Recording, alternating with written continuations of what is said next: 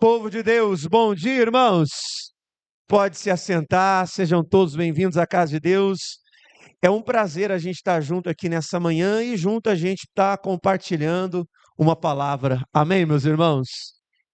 Você trouxe a sua Bíblia Sagrada? Pastor, está aqui a minha Bíblia Sagrada. Então abra ela, por favor, no livro de Apocalipse. Livro de Apocalipse. Capítulo 2, Apocalipse, capítulo 2.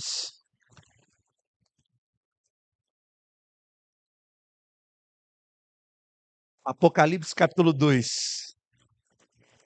Apocalipse, capítulo 2.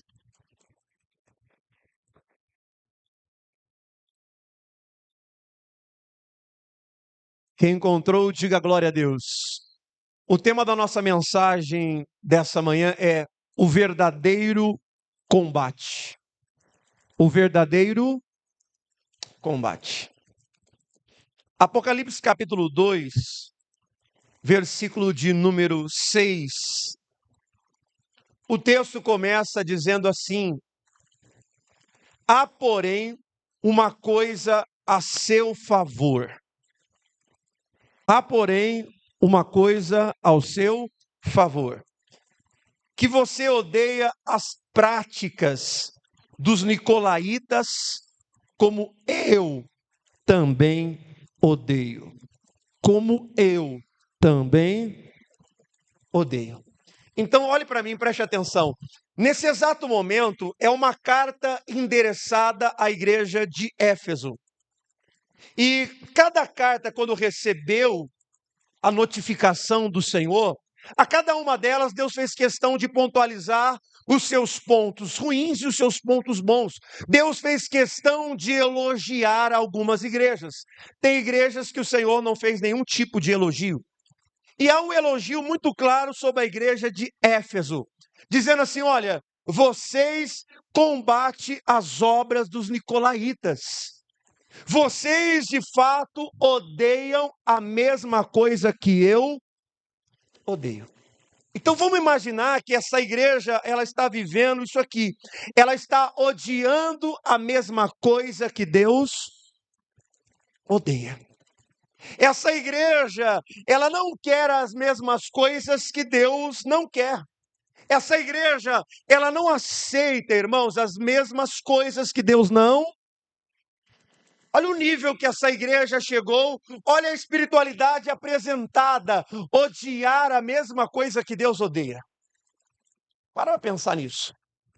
Será que hoje nós odiamos a mesma coisa que Deus odeia? Ou será que hoje ainda há uma contradição? Será que nós estamos gostando de coisas que Deus odeia?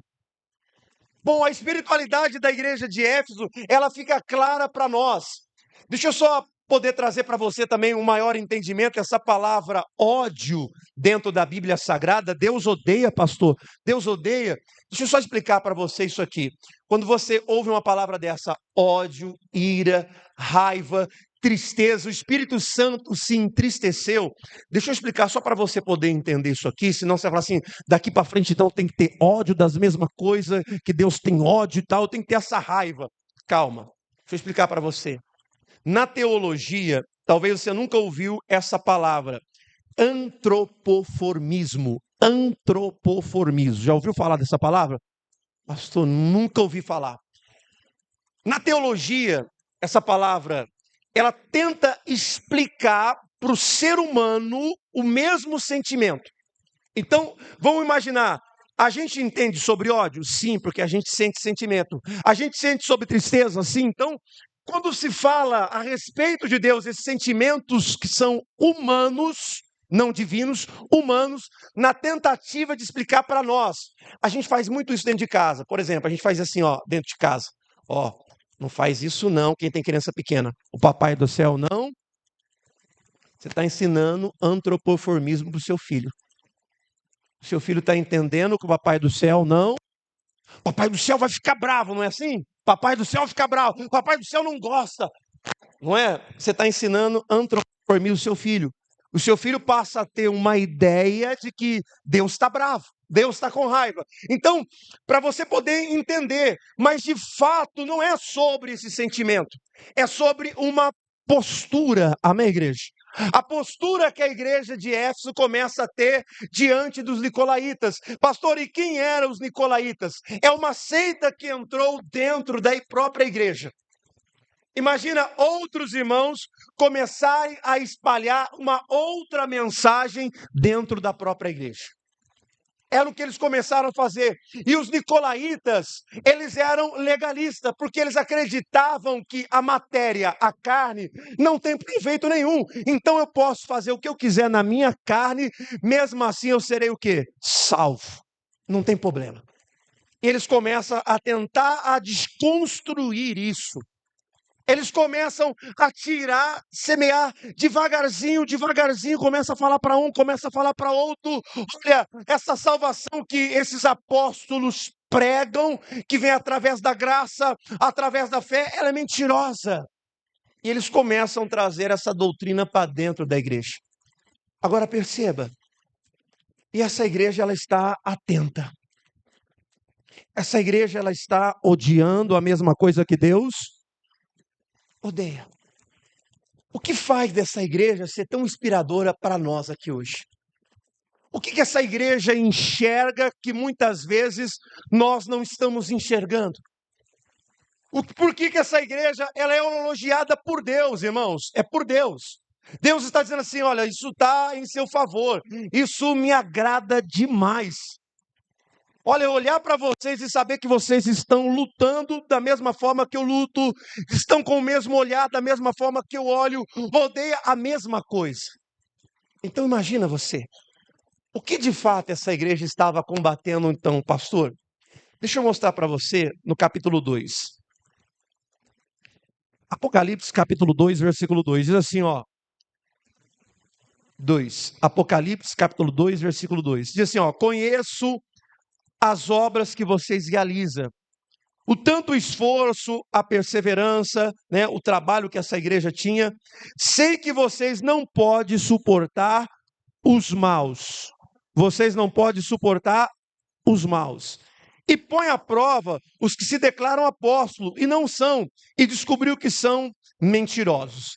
Então, olhe para mim, preste atenção. Olhe para mim agora. O que essa igreja estava combatendo? Por que agrada tanto o Senhor? Essa igreja, ela estava combatendo os maus. Os maus. Aquilo que era mal. Agora, preste atenção, irmãos. Será que nós temos toda a capacidade nos dias de hoje de combater o mal? Se eu perguntasse para você, o que é o mal? O que você me definiria? O que você me definiria como? O que é mal para você? O que é o mal? Porque é a nossa luta. A nossa luta não é contra a carne, nem contra... Então vamos descartar os irmãos? Vamos descartar os irmãos? Vamos descartar eles? Porque, por exemplo, hoje a gente tem muita dificuldade de lutar contra o verdadeiro mal, combater o verdadeiro. Porque assim, imagina, tá chegando a época aí de política. Aí vem alguém e fala assim, ô pastor, como é que pode? Como é que pode o irmão voltar no PT? Ô pastor, como é que pode o irmão voltar no Bolsonaro? E aí a gente começa a lutar entre os irmãos. Já reparou que é muito fácil a gente ficar brigando entre nós mesmos? Que a gente se tornar juiz do mal que está na vida dos... Já reparou? E a gente começa a brigar entre nós porque nós estamos acreditando que o mal é o voto do irmão equivocado, o voto da irmã equivocada. Nós começamos a lutar entre nós porque nós estamos acreditando que o mal é o voto. Em quem o irmão decidiu? Não é assim? Coloca lá no grupo da sua família em quem você vota. Vira o quê? Vira uma confusão ou não vira? Não, eu vou aqui votar no fulano, que vocês estão loucos, não começa a nossa guerra. Então, a nossa guerra nos dias de hoje, você reparou que O inimigo faz de tudo para a gente brigar contra si mesmo, porque a gente acredita que o mal é o voto do irmão, em quem ele decidiu votar, em quem ele decidiu escolher para representá-lo. Então, nós estamos achando isso e nos tornando juízes do mal alheio. No mal na vida de quem? Dos outros. Então, o mal não é esse. Não é esse mal que você deve lutar. Ah, pastor, mas o irmão está querendo. Deixa ele. Ah, mas ele. Deixa ele. Mas eu tenho que. Acabou. A sua luta não é essa. Você viu Jesus lutar por política? Quem viu? Alguém viu Jesus lutar por política? Alguém viu? Jesus falou: o problema é os romanos. É a política dos romanos. É eles que estão atrapalhando. É eles que estão impedindo. É eles que vão. Não viu. A gente não acha. Não tem.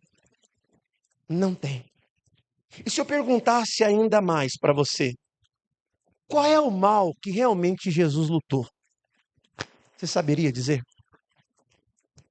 Qual é o mal que Jesus lutou? Porque é esse aqui que nós vamos lutar daqui para frente. A gente precisa saber identificar o que, igreja? O mal. Nós precisamos olhar para isso aqui, peraí, o que é o mal de verdade? Então o mal não é o meu irmão, não. Tudo que jogar você contra qualquer irmão, você vai entender que daqui para frente não é o mal. Jogar eu contra o meu marido, eu contra a minha irmã, eu contra o fulano de tal, eu contra os irmãos da igreja. Então tudo que joga a gente um contra o outro, isso não é o mal. Ah, mas ele é assim, pastor. Ela é uma pessoa assim. Isso não é o mal. Então vamos olhar para a Bíblia Sagrada, o que realmente Jesus lutou. Qual foi o mal que Jesus lutou? Qual é o mal que eu e você precisamos lutar daqui para frente? Eu convido a você a abrir a sua Bíblia no livro de Marcos, capítulo 20, por favor. Marcos, capítulo 20. Marcos, capítulo 20. Marcos, capítulo 20. Marcos, capítulo 20. Eu estou lendo a linguagem da NVI. Marcos 7:20 diz assim: e continuou saindo, acharam? Marcos 7:20. E continuou. E o que sai do homem é o que contamina o homem. Pois do coração do homem saem os maus pensamentos, as imoralidades sexuais, o roubo, o homicídio, o adultério, a cobiça, a maldade, o engano, a devassidão, a inveja, a calúnia, a arrogância, a insensatez. Agora presta atenção no versículo 23. Todos esses males vêm de dentro e torna o homem o quê? Impuro. Todos esses males, todos esses. Então olhe para mim, esse episódio, só para você poder entender o que estava acontecendo. Naquela época, os homens que ali estavam, olhando para Jesus, olha uma situação e fala assim, peraí, Jesus, os seus discípulos comem sem lavar a mão. Olha, nós aqui seguimos uma tradição, nós seguimos um costume. Nós lavamos a mão, lavamos alimento, lavamos todos os componentes que estão aqui sobre para a gente comer. A gente não faz isso, não. E Jesus olha para aquela situação. Você acha que esse é o verdadeiro problema? Será que o problema realmente é o que está do lado de fora? Será que o problema é esse de fato, aquilo que vocês vão ingerir, vão para o estômago e depois vocês vão excretar para fora? Será que esse é o verdadeiro problema? Qual é o verdadeiro problema? O que contamina o homem de fato é o que está dentro dele. É o que está dentro. É a nossa maior luta aqui para frente, irmão. Lutar contra aquilo que está dentro de... Esse é o mal. Esse é o mal que o Senhor está dizendo. Olha, a gente precisa lutar contra isso. Contra os maus pensamentos. Porque hoje nós acreditamos, irmãos, nós acreditamos hoje que o mal só é uma doença. Nós acreditamos que o mal só é um problema conjugal. Nós acreditamos que o mal só é um problema financeiro. um problema com os meus filhos, isso é um mal. A gente acredita nisso. E é isso que o diabo mais quer. Agora, vamos pensar numa outra perspectiva. Vamos pensar numa outra perspectiva. Se a gente sabe que o mal está aqui, a gente precisa lutar contra o mal que está dentro de nós. Então vamos pensar nessa perspectiva. Vamos pensar. Se o problema no casamento, se as pessoas, em vez de começarem a pensar mal, começassem a pensar bem. Lutasse contra aquilo. Porque, irmãos, quantos maus pensamentos que vêm dentro de nós, dizendo assim, ó, esse casamento não dá certo, não, essa mulher é difícil, esse homem não muda, essa mulher é desse jeito, esse menino não respeita ninguém, esse menino não quer saber de nada, esses pensamentos estão dentro de mim, estão dentro de você. Está ou não está? Agora, se a gente começasse a lutar contra esse mau pensamento, como seria a nossa performance espiritual diante dessa situação? Seria igual ou seria diferente? Diferente. Imagina lutar com um pensamento positivo ou com uma mente de Cristo. Só que esse mal começa a habitar dentro de nós e não deixa a gente pensar de forma certa. E aí a gente não combate isso. A gente não combate. Porque tudo que o diabo mais quer, irmãos, que você não perceba que ele está alterando a essência. Então, olhe para mim agora. Eu coloquei essa taça aqui. Dá para você perceber aí onde você está que ela está cheia de água, tá ou não tá? Dá para você perceber aí? Então, veja bem. Aqui estamos nós, essa taça de água. Então, o que o diabo faz? Ele quer que a gente lute entre irmãos. Nós estamos lutando entre irmãos por causa do voto. Nós estamos lutando com os irmãos por causa de um pensamento diferente disso. Nós estamos lutando entre nós mesmos. Mas nós não queremos olhar para o lado da onde? De dentro. E tudo o que o diabo mais quer é isso, que você não lute com aquilo que está dentro de você. E cada dia mais, irmãos, ele vai fazer para que você não enxergue isso e para que o lado de dentro, ó, fique ainda mais. Ó, aqui, ó, vou jogar aqui um pouquinho de açúcar e, bom, algumas pessoas que estão aí no fundo, talvez não enxergue que não alterou absolutamente nada. E é verdade. Por que nós paramos de lutar contra o mal? Por que nós paramos de lutar contra o mal? Porque do lado de fora, nada foi o que, irmãos? Alterado. Nós continuamos iguais, viemos ao culto, participamos, orando, do lado de fora não aconteceu nada. Mas do lado de dentro foi o quê? Alterado. É sobre isso que Jesus está falando. Qual é o mal que eu preciso lutar? É o meu irmão? Não, mas é o mal que está aqui dentro, que tem poder de me levar para um outro caminho. Então, o primeiro mal que Jesus está ensinando a lutar, o mal que a igreja deve se posicionar a lutar, é esse que está aqui dentro. É esse que tem poder de jogar os maus pensamentos, é esse que tem poder de gerar dentro de mim a raiva, o ódio, a inveja, é esse primeiro mal. Aí qual é o segundo mal? O espiritual. Quer ver só sobre o que Jesus lutou? Mateus 16, 23. Em Mateus 16, 23, Jesus está chegando aos seus momentos finais. E aí tem um episódio, versículo 23, Mateus 16, 23. Mateus 16, 23. Ó, Jesus disse assim, ó. Jesus virou-se, Mateus 16, 23. Jesus virou-se e disse a Pedro: para trás de mim, o que, igreja? Satanás, você é uma pedra de tropeço para mim, pois não pensam nas coisas de quem? Mas na de quem? Dos homens. Então, olhe para mim agora, para você entender o raciocínio. Jesus está dizendo assim, então eu tenho que lutar com esse mal que está dentro de mim? Sim. Eu não tenho que ficar preocupado com o irmão? Não, e nem com outra circunstância. Aí Jesus está diante do episódio que Pedro vem até Jesus e fala assim, Senhor, o senhor não pode se entregar, isso não pode estar acontecendo com o senhor. Não vou deixar. Opa, Pedro, sai. Para trás de mim, Satanás. Jesus identifica aqui a ação maligna. E é aqui que eu quero que você comece a perceber. Onde é que Satanás mais vai agir na sua vida? Deixa eu dizer para você, ó. Satanás, por incrível que pareça, ele quer agir nas famílias? Sim. Ele quer agir no seu casamento? Lógico. Se ele puder entrar, ele quer entrar. Se ele puder entrar na vida financeira, é lógico que ele vai querer entrar. Na sua saúde, é lógico que ele vai querer entrar. Mas o papel dele principal não é esse, hein? O papel de Satanás é impedir você de fazer a vontade de quem? O que Jesus está paralisando aqui, Satanás, é sobre aquilo que ele precisava fazer, que era a vontade de quem? É aqui que você precisa começar a enxergar. Porque é esse mal que você tem que lutar. A espiritualidade que Deus vai nos dar, igreja, é para enxergar isso. Aonde é que o diabo está? Impedindo de eu fazer a vontade de quem? De Deus. Porque, irmãos, pensa comigo. Qual é a vantagem que o diabo ganha se você prosperar ou não prosperar? O que mudou para ele? O que mudou para ele? Se você for curado ou não for curado, o que mudou para Satanás? Nada.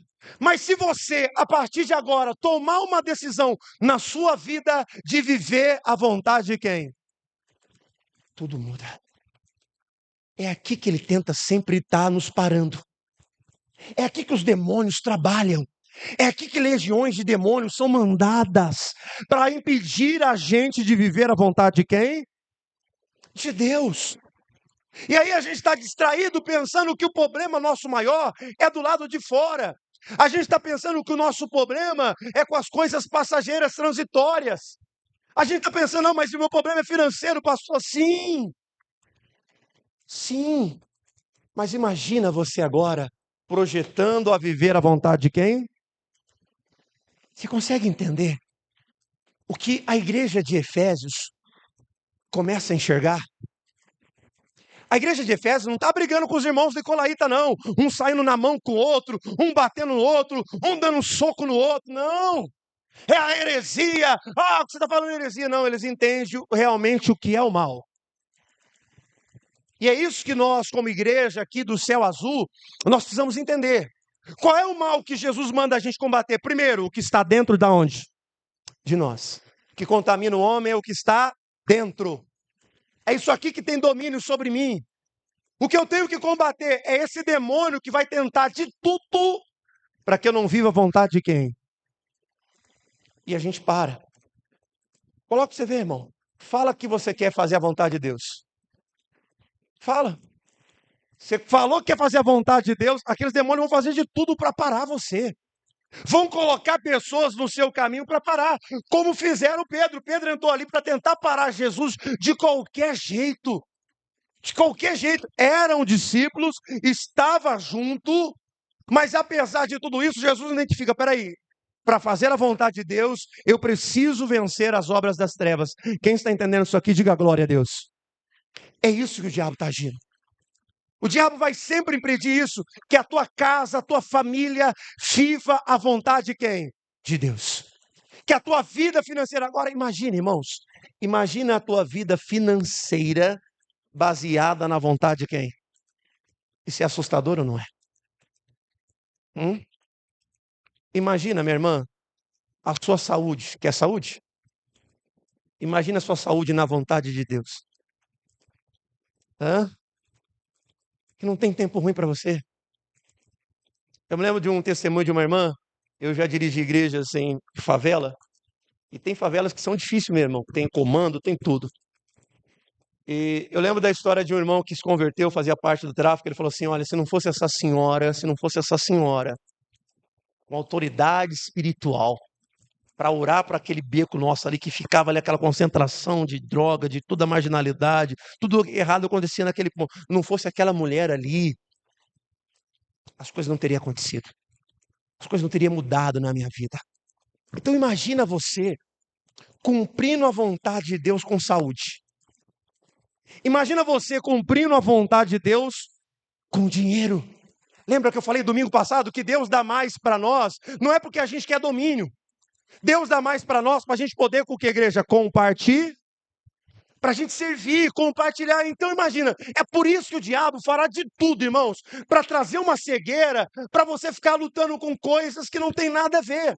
E a gente fica nessa guerra infinita. Sai, diabo, sai, diabo. Eu não entendo. A gente manda tantas vezes o mal embora, para que esse mal não vai.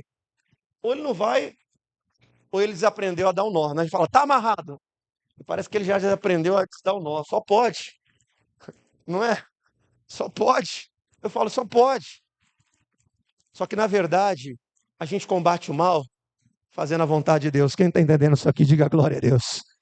Você consegue dizer para o irmão que está ao seu lado, você combate o mal fazendo a vontade de Deus. Quem está entendendo isso aqui, diga glória a Deus. Está dando para você entender? Como muda a nossa vida a partir do momento que nós entendemos. Peraí, eu preciso fazer a vontade de Deus. Por que eu não estou conseguindo? Por que eu não estou conseguindo? É espiritual, minha irmã. Isso é espiritual.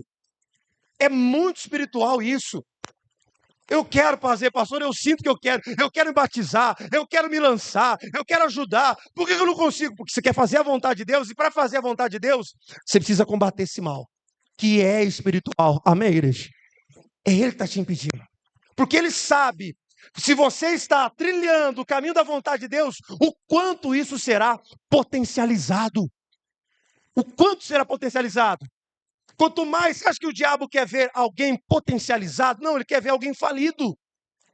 Fora da vontade de Deus. Lutando com causas que Deus não mandou. Enfrentando gente, brigando na internet, brigando com os irmãos. Não é nada disso, irmão. Nada disso. Coloca no teu coração. Esse é o primeiro ponto. Segundo ponto que essa igreja lutava. Volta lá, por favor, no livro de Apocalipse. Segundo ponto, a Bíblia diz assim, Apocalipse 2, versículo 2. Sei que vocês não suportam os maus e põe à prova os que se declaram apóstolo e descobriu que não são. Eles são o que, igreja? Eles são o quê? Eles são mentirosos. Então, olhe para mim e preste atenção. Naquela época, o que acontecia?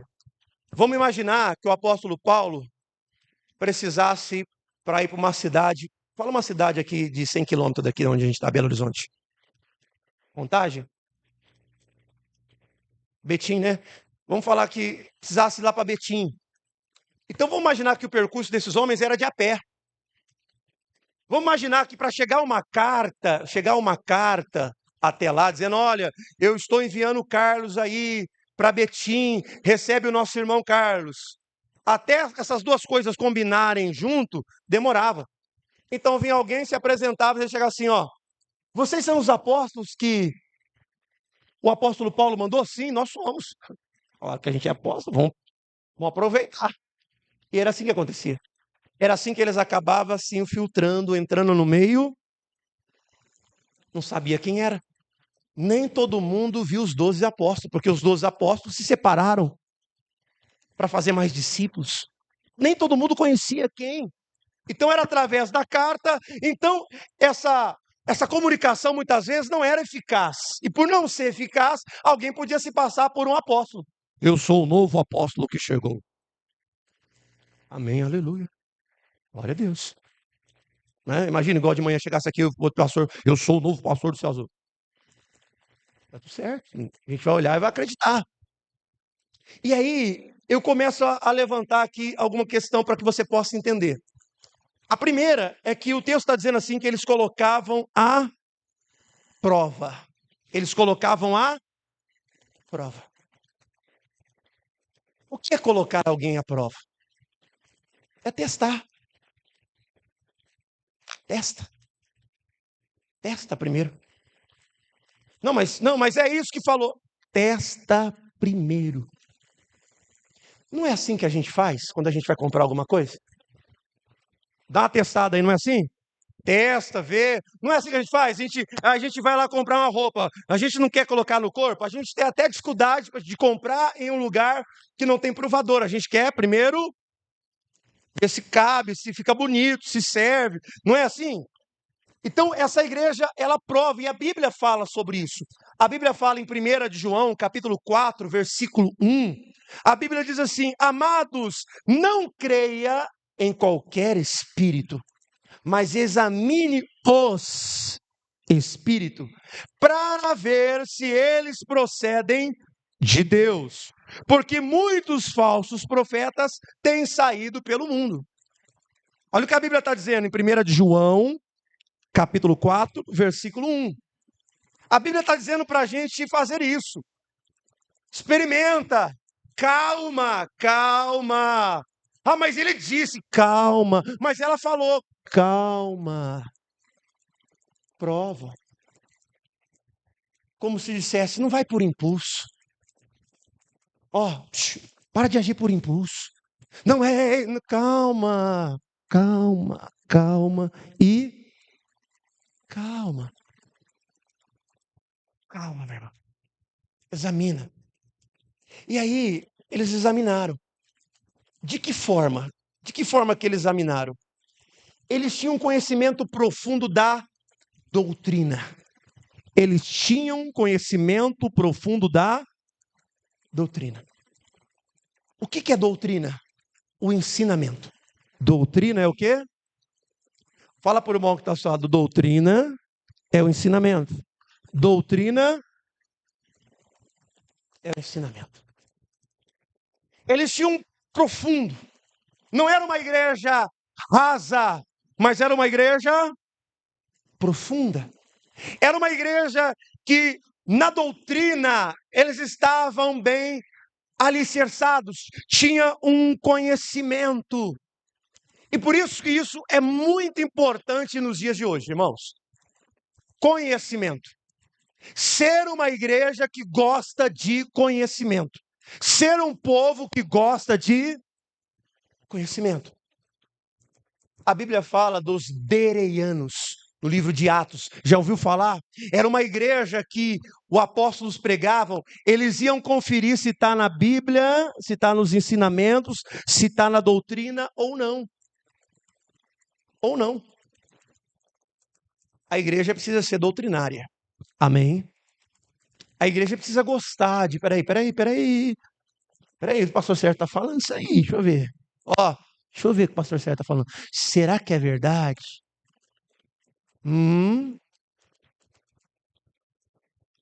Será? Deixa eu ver. Será que ele está ensinando isso aí é verdadeiro? Será de onde procede isso? Peraí. A gente precisa começar a ser assim. Eu digo para você, em 1 Timóteo, capítulo 3, versículo 15, coloca para mim no telão para você ver a linguagem de hoje. 1 de João, ou 1 de João não, perdoe.